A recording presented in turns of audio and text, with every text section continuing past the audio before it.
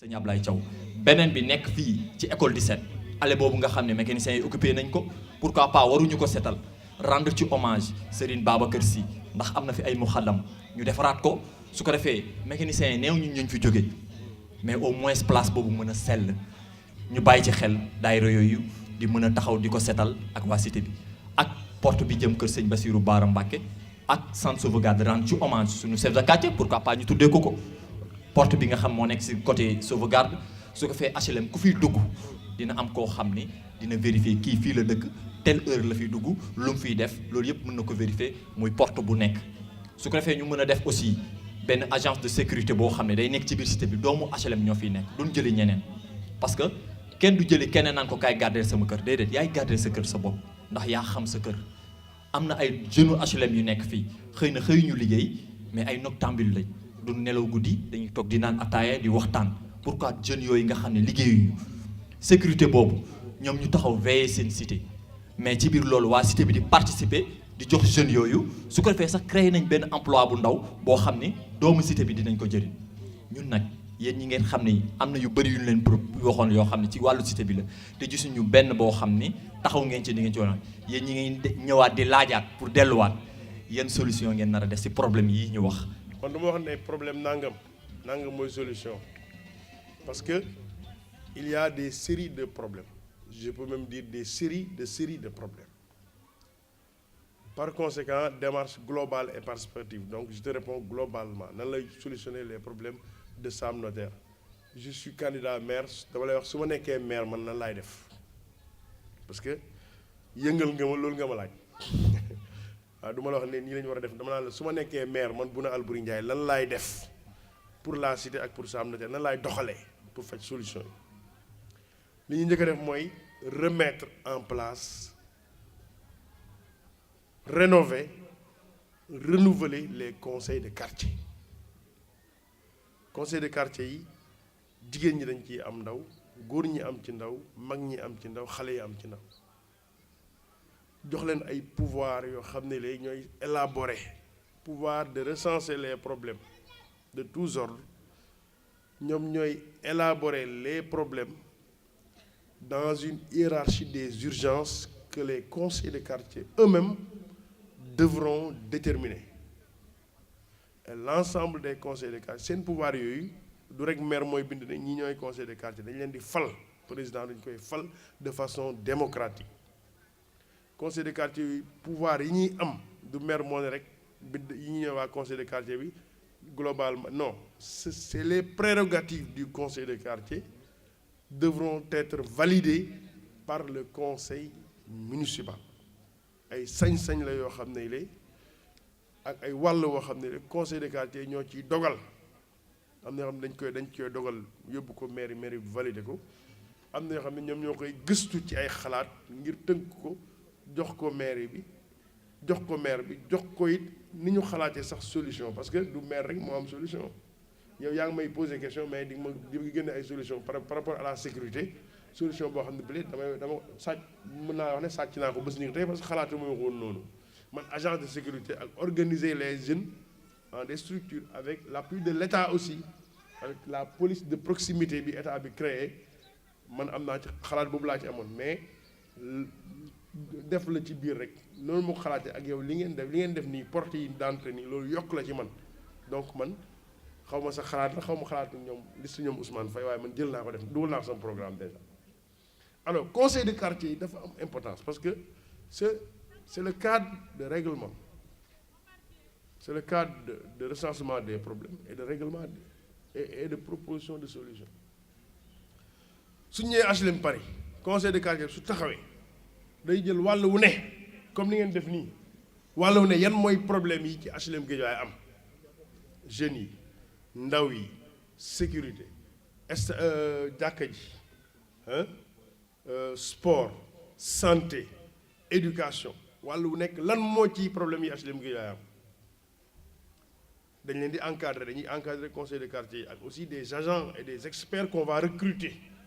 nous allons recruter parce que mairie yi di ñëw bokkut ak mairie yi passé mairie yi di ñëw day am doole c'est des mairies de plein exercice Sam Notaire xam nga budget Sam Notaire ñaata la budget boo xam ne moom la ñuy woote chaque année te mosuñu koo egg mooy 200 millions 200 millions lan la mën a régler c'est vrai que di ngeen dégg souvent yenn forme wax naan amuñu marché amuñu nang effectivement c'est vrai maire yi di ñëw nag seen possibilité day yokk man damay yokk possibilité je pars de 200 millions à 1 milliard pour les 2 premières années xam naa yoon bi xam naa solution bi j'ai 18 ans d'expérience municipale xam naa ni may def liggéey la mes agents j'ai aussi un agent mes agents je vais les organiser du ma ña ma fa fekk nga xam ne xëy na politique ak leneen ñoo leen fa indi du ma dàq kenn mais je vais les organiser et les classer en fonction des niveaux diplôme ak expérience organiser je vais réorganiser l'administration financière et municipale de la mairie ça c'est clair ce qui fait que naa leen jox loo xam ne li xëy na ñëw ci boutique di ko laaj xaay dootuñu ko soxlaati donc on a la possibilité de en recette d'arriver à 1 milliard avec la décentralisation donc problème yi suñ ko recensé encadrer leen recruter ñoo xam ne dañ leen encadrer ci liggéey boobu les conseils de quartier dinaa am aussi benn service d'assistance sociale bu may créer ci mairie yi alors léegi suñu recenser l'ensemble des problèmes ñun ak ñoom suñ ñëwee HLM Guédiawaye fii ñetti pañe la ñuy teg problème bi dañ naan problème yi nga xam ne mënees na ko lijjanti léegi saafara ko léegi première année bi laa koy saafara parce que ay problème accessible à la mairie problème yi nga xam ne mën a su ko saafara léegi waaye warees na koo mën a saafara fii ak diir maanaam dans un moyen terme ñu définir ko problème yi nga xam ne maire yi mënu koo saafara état moo koy saafara tamit ñu recenser ko def le lobbying nécessaire en direction de l'état pour mu régler parce que am na problème yoo wax fii yëpp du yëpp la maire yi mën a régler c'est clair. jël seen faggu bopp maanaam doomi quartier bi ñoo ko war a defal seen bopp mais yéen ñi nga xam ne yéen a nekk ci mairie bi li nga xam ne loo xam ne quartier bi mënu ko yéen a ko mën éclairage public ci la bokk sécurité ci la bokk santé bi aussi ci la bokk parce que boo leen ci jàppul ñun mënuñu ko def. waaw ci wàllu santé li ma lay wax te su fi ay candidat ñëwoon wala suba am na étudiant ensemble tey dañuy woote candidat yëpp problème mu santé il faut que nit ñi xam la mooy problème santé bi nan la posé waa ak Guédiawaye c'est un véritable problème dramatique du nit ñi fii dañuy am feebar yu ñeen ñi dul am non mais système de santé à Guédiawaye moo posé problème ci naka dans le système de santé au niveau national dafa am ay niveau premier niveau mooy village ak quartier poste de santé ak case de santé am nañu ay poste de santé fii du village donc amul case de santé donc am nañu ay poste de santé poste de santé mooy sibbiru bu ndaw wànneent wala faj xam nga accessibilité ak xaw ma ñaata la ticket bi xaw ma moins de 500 francs ticket bi boobu accessibilité facile en fait c'est un service de proximité poste de santé case de santé xam nga fi accouchement kenn mënu ko def fii ak yenn opération yenn affaire yenn intervention kenn mënu ko def fii te hôpital ñëpp joteewuñ ci donc après poste de santé li war a ñëw mooy centre de santé le niveau par rapport ak prestation yi c'est plus relevé coût bi c'est plus relevé que poste de santé ça tourne autour de 1000 francs 2000 entre 1000 francs et 2000 en fonction des localités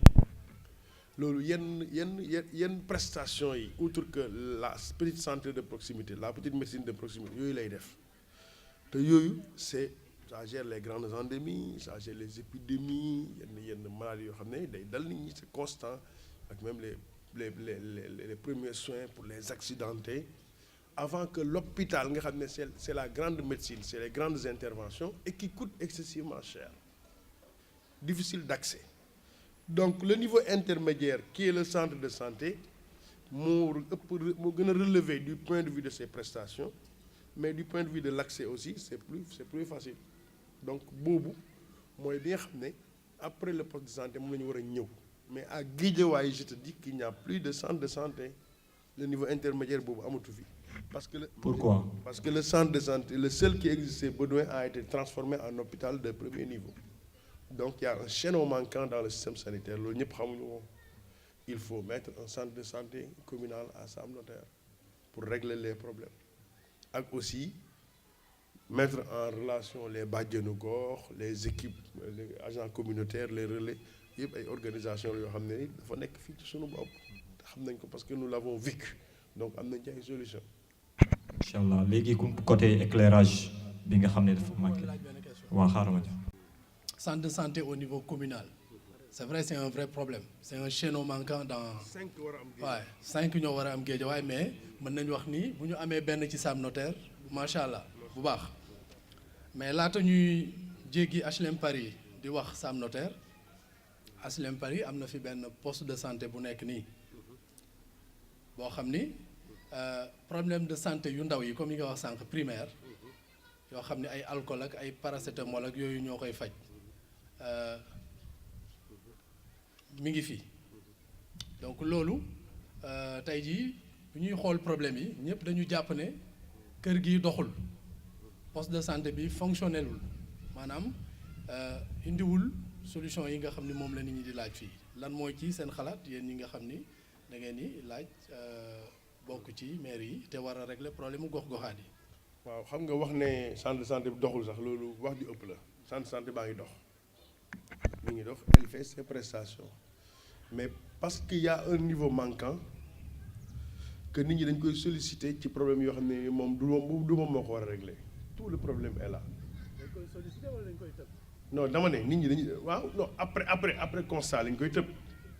non c'est-à-dire daa am problème yu mën de santé yu mënul régler parce que niveau primaire bi la. parce que il n'y a pas le niveau centre de santé que li ñu waroon yóbbu centre de santé fii lañ koy indi et les gens ne peuvent rien faire en ce moment ñu naan fii amul dara fii doxul dara loolu quoi. ça ne règle pas. nga dëkk ci centre de poste de santé bi. fii man ma sama pal yi ñëw fii ñu bindal ma ordonnance ma dem. loolu kañ la.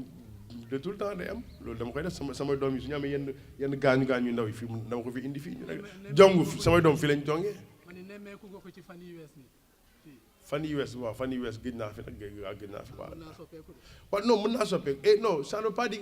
que tout est normal ici mais non fonctionnel benn affaire la ne fonctionne pas loolu benn affaire la mooy lu taxaw mi ngi fonctionner xëy na la mu waroon def yëpp defu ko waras na ko dooleel en équipement et en personnel loolu moom d'accord naa ci il faut xam nga j'ai parlé de deuxième niveau mooy les centres de santé mais les postes de santé dañ la war a équiper en personnel qualifié ak aussi en matériel médical d'accord naa ci dooleel ko gën ko il faut aussi s'intéresser à la gestion du comité de santé loolu tamit c'est important il faut démocratiser les comités de santé il faut les réorganiser les démocratiser c'est important di leen laaj compte ñuy def reddition de compte ni maire yi waree rendre compte parce que ñun on dit que maire dañuy déclaration de patrimoine man su ma faloo maire damay wax lan laa am bés may génn maire damay wax la laa am man Bouna Alboury man damaa bëgg suñ samay doom suñu demee ba gisatul ma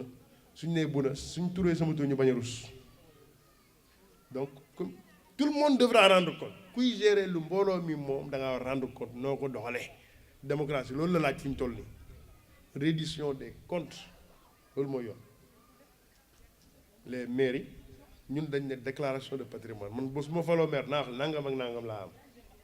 kër gi may luweeg terrain bi ñu ma dicté amaguma ko oto bi may luweeg yëpp naa wax l'État parce que y a des routes ak route bi route nationale la suñu route bi nekk fii c'est une route nationale intermédiaire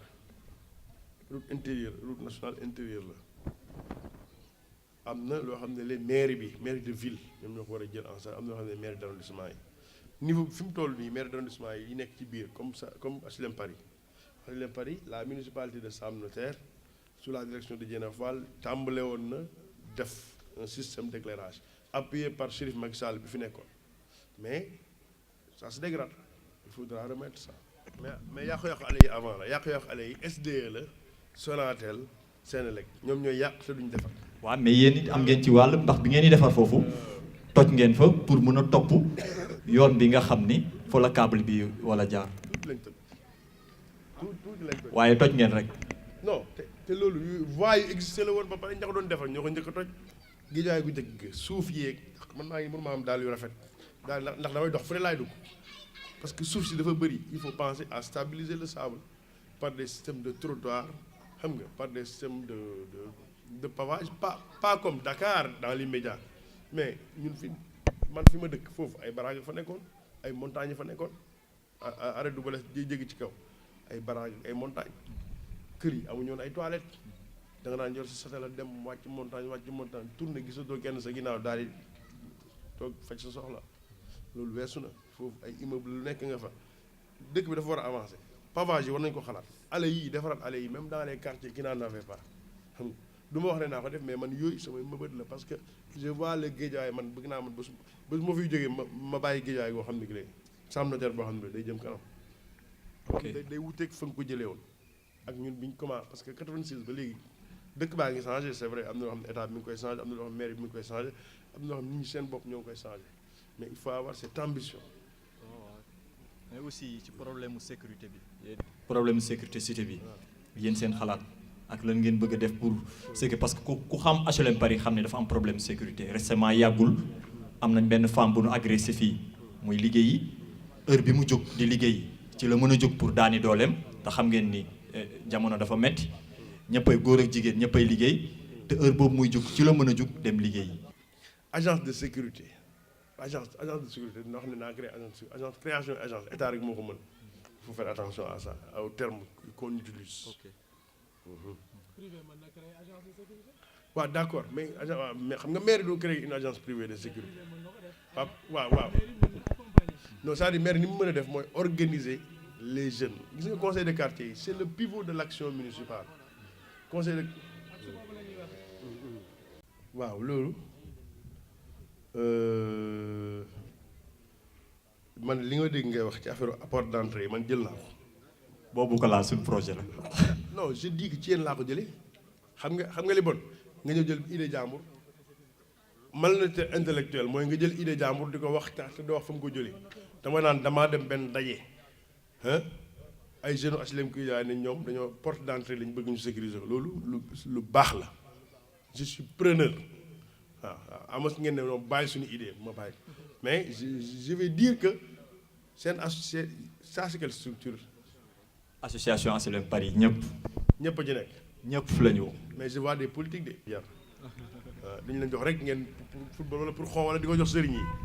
ana président na ñëw dégg li may wax ancien président subvention aux ASC su leen ko joxul ngeen taal maire yi te la ngeen koy dee ay sëriñ ngeen koy jox ñu nax leen lekk ci ginnaaw. dox yeneen daal ma doon laaj sa xalaat ci loolu ak yan solution nga ci gis daal te ma gis ni muy problème bu majeur ndax ay xale tey boo koy jox mag na mekk koo xam dafa am formation koo xam dinañ def si ñoom éducation daal léegi ma doon laaj ndax mairie am na lu ñu daan def ngir ñooñu fekkee amul aussi à l'avenir est-ce que am nañ solution pour loolu. waaw man xam nga dama ne je fais de la politique et je suis là comme candidat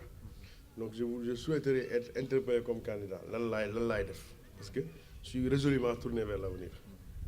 bon mais parce que da ma posé question boo xam ne sama honnêteté aussi ak sama ngor war na ma may ma wax li nga xam ne man gis naa ko mu amoon effectivement subvention aux ASC daana am et daanañ subventionné ay écoles de football je ne suis pas sûr que toutes les écoles de football mais daanañ subventionné ay écoles de football mais bëriwul parce que moyens yi aussi may ko woon maintenant subvention école de Zapata bi mës nañu ko subventionné une fois xam nga 2 fois ak bu njarka ak yeneen écurie yi boxe yi fi ñuy defee karaté nu mu tudd dojo xam nga yooyu yëpp am na yoo xam ne lamb yi yooyu yëpp daana leen subventionné finalement ñu dem ñen ñoo ëpp important ñu dindi lamb yi dindi ñenn kii quoi mais c'est dans le cadre des subventions aux ASC bon man nag sama laajee football mooy domaine boo xam ne bi vraiment moom laa gën a ñàkk culture nëbbu ma ko moom je suis sous-cultivé dans le domaine football ak Ousmane Diop xam ne dara laaj xam waaye am naa chance xam ay dend ku ci xam lu bëree bëri Chambake waaw j'ai été un entraîneur de football donc sama sensibilité li may moment yi nga xam ne sax day dem ci loolu moom moo koy travailler personnellement Ousmane Diaw ku ñu war a encourager la moom ak ñeen bëri na et loolu li ma remarqué mooy bëri na ay école de football mais amoon nañ benn projet étude football man xale buy football rek man intéressé wu man maa bëgg xale buy football di jàng dégg ngeen xale buy football du jàng xale bu jël football di jël ndaare Ousmane Diop da nga koy génn ci équipe bi donc nañ leen jàppale ci seen jàng encadrer leen si vous faites de bons résultats ak aussi dans le football loolu am na projet Cheikh Mbacké am na ci projet boo xam ne bi léegi c'est dans sa tête et quand il me présente ça parfois il parle jusqu'à ce que je dorme mais je sais que c'est un grand projet xam nga avec des partenaires étrangers aussi waaw bon coopération la commune de Sam Notaire est jumelée à la ville d'Anderlecht wutal leen ay partenaires xam nga plaidoyer au niveau du ministère yooyu tamit maire d'arrondissement bi war na ko mën def de façon concrète loolu moom war na mën a nekk quoi waaw bon mettre en place un grand centre comme ça à Mbour en tout cas maire d'arrondissement day nekk une mairie entrepreneur am ay ambition il faut l'avoir il faut oser